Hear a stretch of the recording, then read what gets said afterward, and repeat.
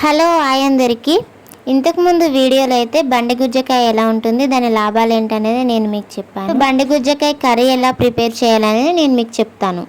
ముందుగా బండి గుజ్జకాయలు తీసుకొని పొడవులో 4 ముక్కలుగా కట్ చేసుకోవాలి. ప్రతి బండి గుజ్జకాయని 4 ముక్కలుగా కట్ చేసుకొని వాటిలో ఉన్న గుజ్జు గింజలు లాంటి పదార్థాన్ని తీసివేయాలి.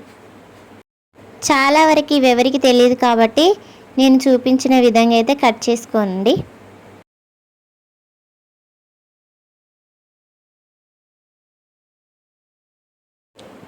ఇలా అన్ని బండి గుజ్జకాయలని కట్ చేసుకోవాలి. ఇవి కట్ చేసినప్పుడు మెత్తటి పదార్థం గింజలు లాంటిది వెళ్తుందని చెప్పాను కదా, అది చూడండి ఒక్కసారి ఎలా ఉంటుందో.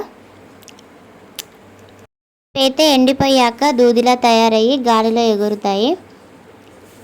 చాలామందికి తెలిసి ఉంటుంది ఫ్రెండ్స్. తర్వాత వీటిని 2-3 సార్లు మంచిగా వాష్ చేసుకొని ఉడికించుకోవాలి.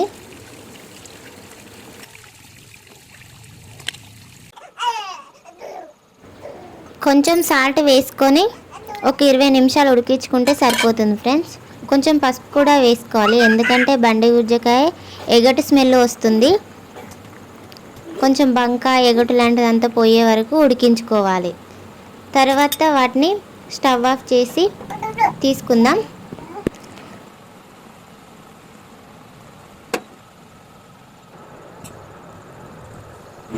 చల్లని నీరు పోసి ఉంచి వాటిని పొట్టు తీసుకోవాలి. చూడండి ఫ్రెండ్స్, వీడియోలో చూసిన విధంగా పొట్టు అయితే నీట్గా తీసుకోవాలి. పొట్టు అయితే చాలా తొందరగా వస్తుంది, మనం బాగా ఉడికిస్తే చాలా తొందరగా వస్తుంది. ఇలా పొట్టు తీసుకొని ముక్కలుగా కట్ చేసుకోవాలి.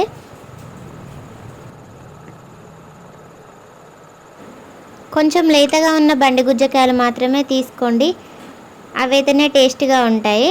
హెల్త్కి కూడా అవే మంచివి. ఉడికించిన పొట్టు తొందరగా వస్తుంది. ఇలా అన్ని ముక్కలు పొట్టు తీసుకొని మంచిగా కట్ చేసి పక్కన పెట్టుకోవాలి. తర్వాత ఆనియన్స్, పచ్చిమిర్చి, కొత్తిమీర కట్ చేసి పెట్టుకోవాలి.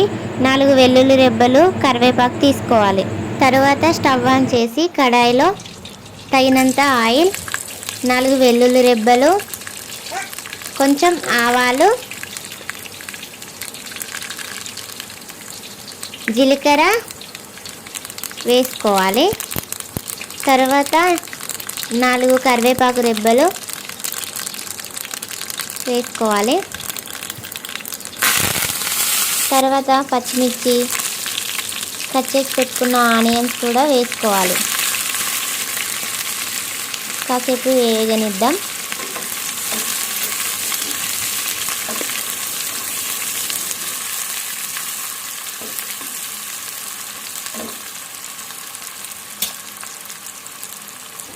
ఇవి మంచిగా బ్రౌన్ కలర్ వరకు వచ్చిన తర్వాత 1/2 స్పూన్ అల్లం వెల్లుల్లి పేస్ట్ వేసుకొని కలుపుకుందాం.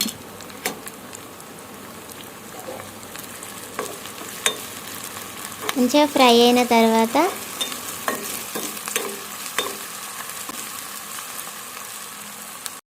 1/2 స్పూన్ పసుపు కూడా వేసుకోవాలి. మంచిగా ఫ్రై చేసుకోవాలి.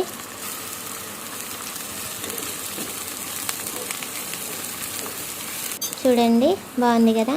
తర్వాత కొంచెం సాల్ట్ వేసుకోవాలి. ముందుగా మనం సాల్ట్ వేసి ఉడికించాం కదా, తక్కువనే వేసుకోవాలి. తర్వాత బండి గుజ్జ ముక్కలు అందులో వేసుకోవాలి. అవి మంచిగా ఫ్రై అయ్యేదాకా మనం వేగనిద్దాం. ఒక 10 మినిట్స్ 15 మినిట్స్ మూత పెట్టుకొని ఉడకనియాలి.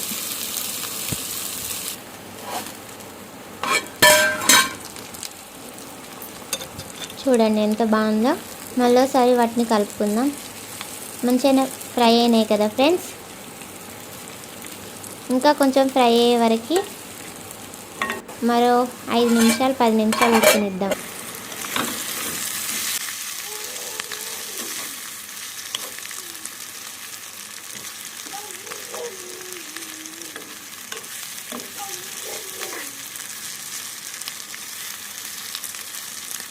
కొంచెం కారపొడి కూడా వేసుకుందాం. పచ్చిమిర్చి తక్కువ వేసాం కనుక కారం కొంచెం లైట్గా వేసుకొని మంచిగా ఫ్రై చేద్దాం.